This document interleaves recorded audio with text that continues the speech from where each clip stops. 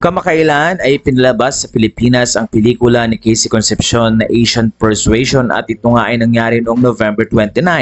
At during sa kanilang premiere night ay wala nga doon ang kanyang boyfriend na si Mike Wotridge. Kaya naman ngayon ay pinakita ni Casey sa kanyang Instagram ang tila pagkakaroon nila ng date na kasama ang kanyang boyfriend na si Mike.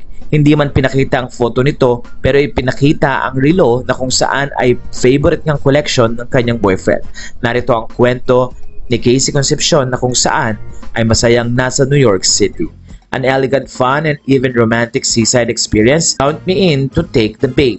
And the similar seaside experiences you can reco in the Philippines or anywhere in the world, comment to share where so we can check them out for future travels. Sa puntong ito ay maraming mga fans na nagbigay kay Casey ng idea kung saan sila pwedeng pumunta as a romantic couple.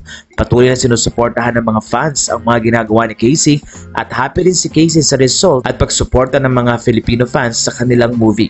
Ayon sa kanila, very natural ang pag-act ni Casey at malaking tulong din ang kanyang boyfriend na kung saan ay nakakasama ni Casey sa mga big event ng kanyang buhay. Isa sa mga iniintay ng mga fans na mangyari ay ang pag-celebrate nga ni Casey ng Christmas for the first time na kasama ang kanyang daddy na si Gabby Concepcion. Na ayon nga kay Sharon ay hindi man niya makakasama si Casey this Christmas pero pagkakataon na rin ito na magkaroon ng time ang mag-ama at makabawi sa mga oras na hindi sila magkasama. 6 years old na si Gabby at medyo nagkakaitad na rin si Casey kaya naman magandang time na magbanding ang dalawa. Very close din si Gabby sa boyfriend ngayon ni Casey na si Mike. Kaya naman ayon sa mga fans, talagang dumarating ang tamang oras at dumarating ang tamang place para maging maayos ang dating pamilya na kung saan nga ay nalayo ng tagal. Wala na po masasabi nyo sa story na ito.